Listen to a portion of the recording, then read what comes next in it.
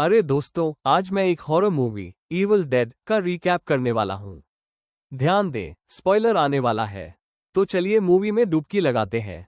Film की शुरुआत होती है एक जवान लड़की से जो जंगल में चल रही है और वो पूरी खून से लथपथ है। तभी एक शख्स उसे रोकता है और अचानक उस पर हमला कर देता है, उसके सिर पर एक बैग फेंक देता है और अपने रेडनेक दोस्त को अपनी कुल्हाड़ी के डंडे से उस लड़की को मारने के लिए कहता है। लड़की एक तहखाने में जागती है जहां एक औरत होती है जो सिर्फ वेल्श भाषा बोलती है और उसके आसपास जले हुए लोगों के शव पड़े होते हैं। फिर उस जवान लड़की के पिता उसके सामने प्रकट होते हैं। वो अपनी माँ के बारे में पूछती है तो पिता कहता है कि उसने उसकी माँ को मार डाला। बूढ़ी औरत जल्दी से पिता से कहती है कि वो अपनी बेटी को मार दे। पिता उसे गैस छिड़कता है और लड़की उससे विनती करती रहती है, लेकिन माचिस जलाने से पहले लड़की कहती है कि वो उसकी आत्मा खा जाएगी। उसकी आंखें पीली हो जाती हैं और जब पिता माचिस गिराता है तो वह दैत्य जैसी दिखने लगती है और हिलने डुलने लगती है। पिता शॉटगन उठाता है, कहता है कि वह उससे प्यार करता है और फिर उसके सिर को कंधों से अलग कर देता है। कुछ समय बाद एक कार जंगल के एक शांत हिस्से की तरफ चल रही होती है जहां एक केबिन है। हम मिलते हैं डेविड से, उसकी गर्लफ्रेंड नताली और उनके दोस्त ओलिविया जो नज है, और एरिक से। ओलिविया डेविड को बताती है कि उसकी बहन मिया पीछे उसका इंतजार कर रही है। डेविड पीछे जाता है और मिया को एक पुराने टूटी फूटी 1973 के ओल्ड्स डेल्टा 88 कार पर बैठे सिगरेट पीते और ड्राइंग बनाते हुए पाता है। वो उससे कहता है कि वो बहुत खूबसूरत लग रही है, लेकिन मिया सोचती है कि वह झूठ बोल रहा है। फिर सब कैबिन के अंदर जाते हैं जहां मिया बदबू की शिकायत करती है।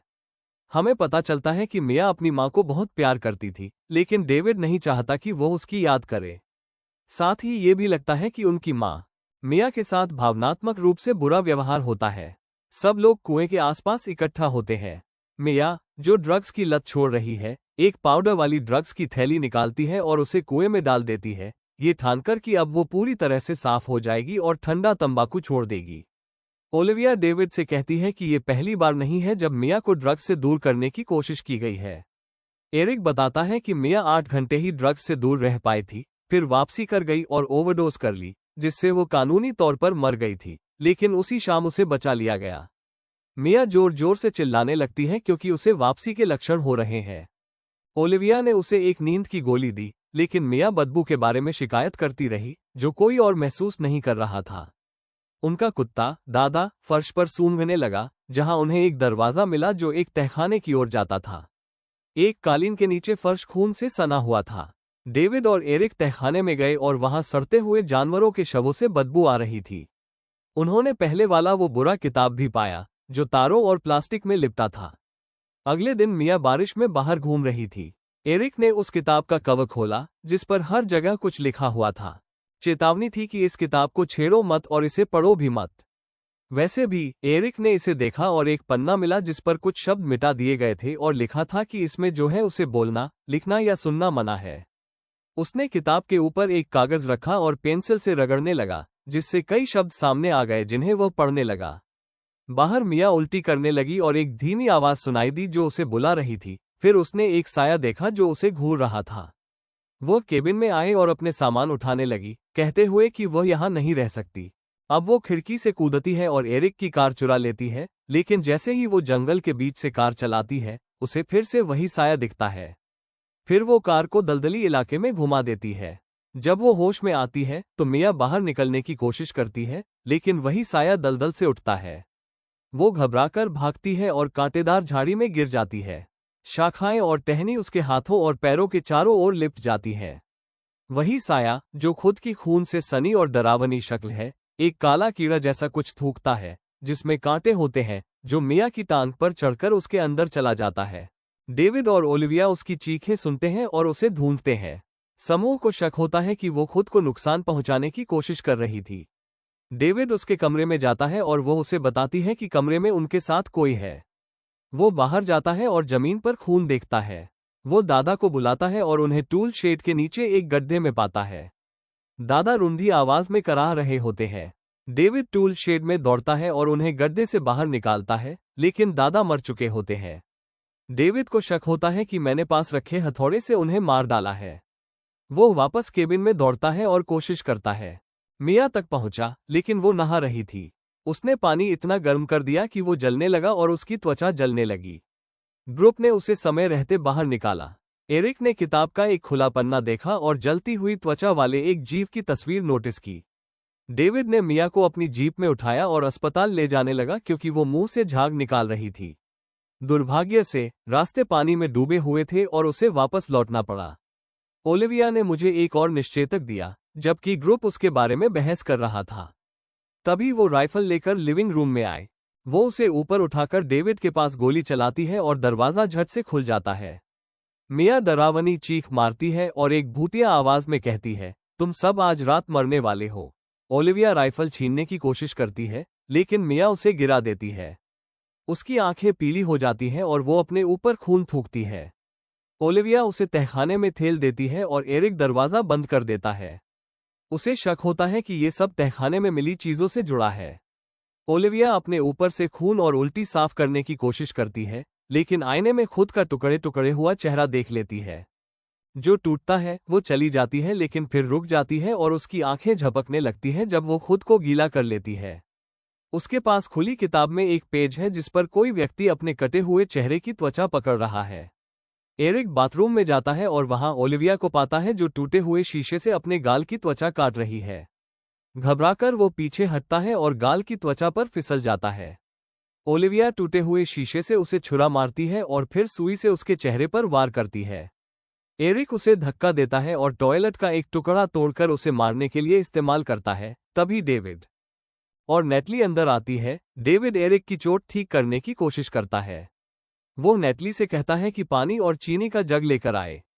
एरिक उससे दूर रहने को कहता है क्योंकि मिया के बारे में बात हो रही है। वो डेविड से कहता है कि ये सब उसकी वजह से हो रहा है क्योंकि उसने किताब से पढ़ा था। नेटली लिविंग रूम में जाती है और देखती है कि बेसमेंट का दरवाजा खुला है। मिया अभी भी नीचे रो रही है और मदद मांग रही है।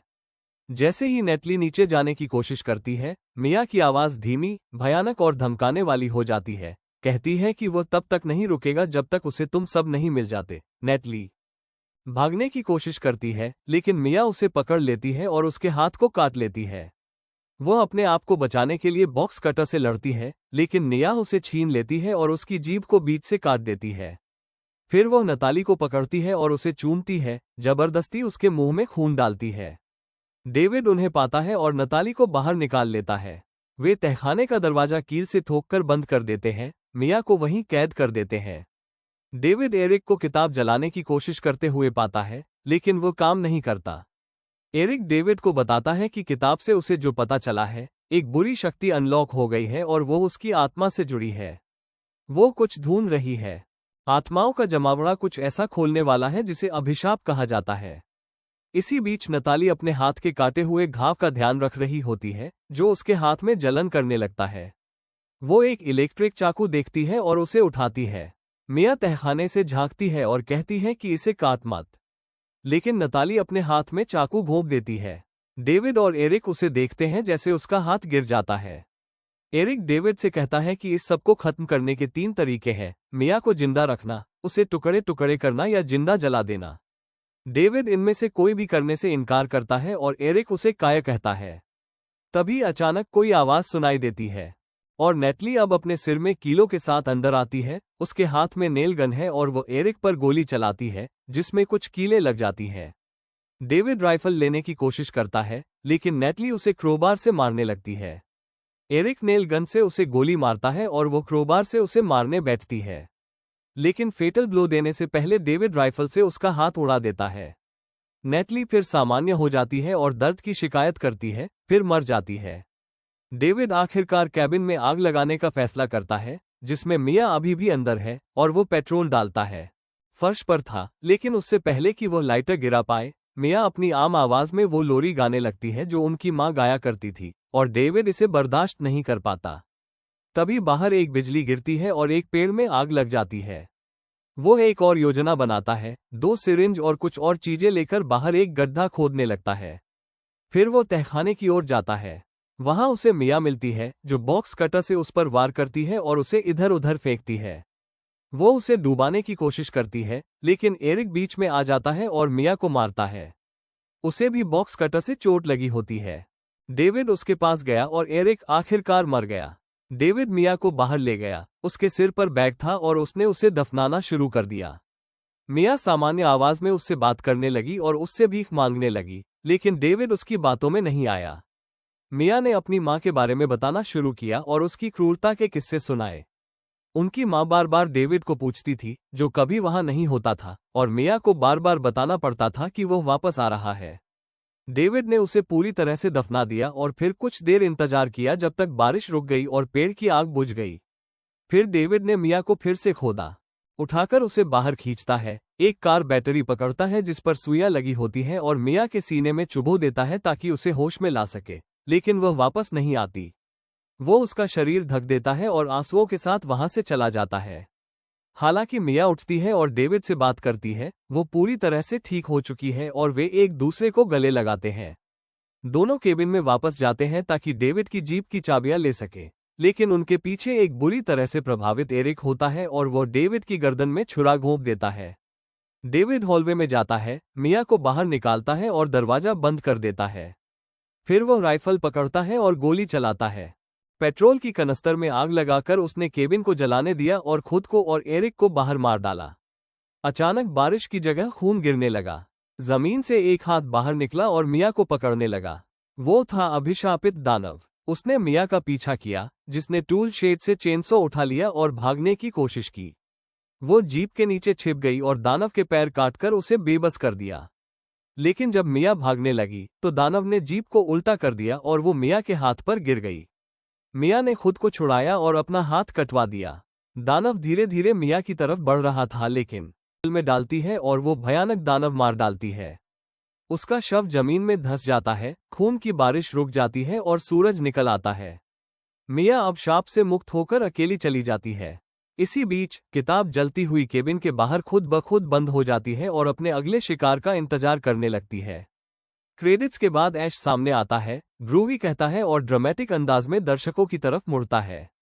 वीडियो देखने के लिए धन्यवाद। कृपया मेरे चैनल को सब्सक्राइब करें और वीडियो को लाइक करें। फिर मिलेंगे किसी और मजेदार वीडियो में। प्लीज रैंडम क्लिप्स को सब्सक्राइब करें।